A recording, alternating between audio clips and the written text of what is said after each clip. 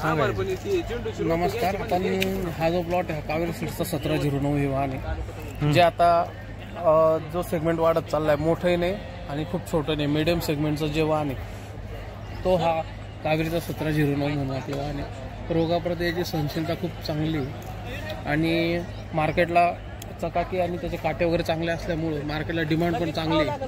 45 ते 50 दिवसात पहिला तोडा चालू होतो. 12 ते 15 सेंटीमीटर त्याची लांबी येते. उत्पादन भरपूर देतं.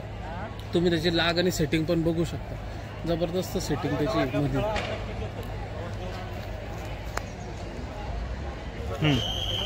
ही कावेरी सीड्सची कियारा काकडी जी आता हिरव्या मध्ये जे येतं, हिरवा सेगमेंट त्याच्यातली आहे.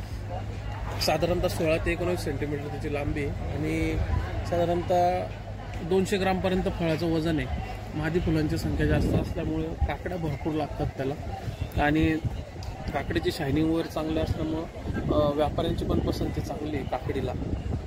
खायला अशी क्रिस्पी आहे. हिरव्या कलरमध्ये येते काकडी.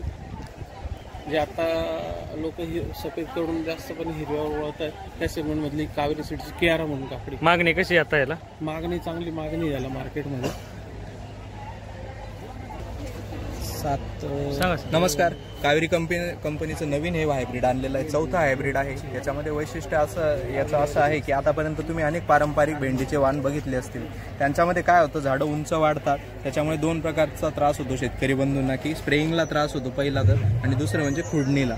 परंतु ह्या वाणामध्ये काय की उपजतच याची जी उंची आहे ती मध्यम वाढते, जास्त उंच हे वाढणार नाही. आता तुम्ही बघू शकता, हा 68 दिवसाचा प्लॉट इथे आहे. कावेरी 1102 भेंडी वाण.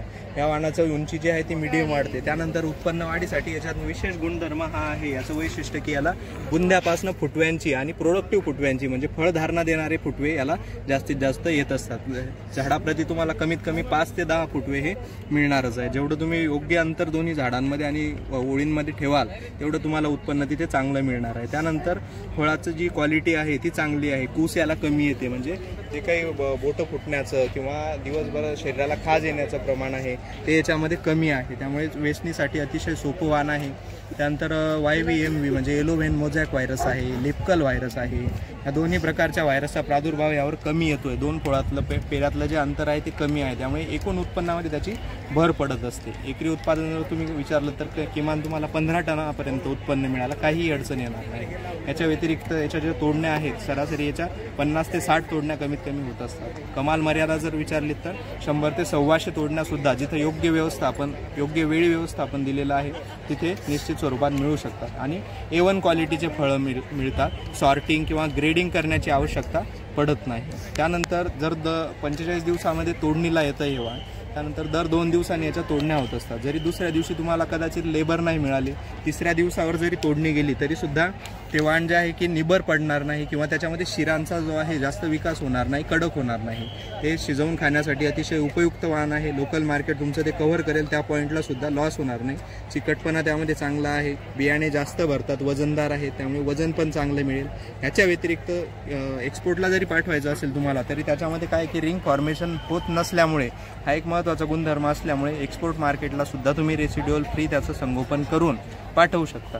तर अतिशय उपयुक्त आणि क्रांतिकारक असं हे नवीन वाण आणलेलं आहे कावेरी कंपनीने. तर याचा उपयोग करून, याची लागवड करून शेतकरी बंधूंनी बारमाही याची लागवड करू शकतात. तर निश्चित स्वरूपात चांगलं उत्पन्न घेण्यासाठी याचा लाभ घ्यावा हीच आमची नम्र विनंती आहे. धन्यवाद. ते पण पीक करू शकतो म्हणजे महत्वाचं, हिरवी पण चालते आणि लाल पण चालते. कावेरी 202 म्हणजे तुम्ही जर घ्यायला गेलं तर तुम्ही जर सांगितली तर ते तुम्हाला रोपं देतील किंवा नसतील तर तयार करून देतील. ते प्रत्येक नर्सरीमध्ये ठीक.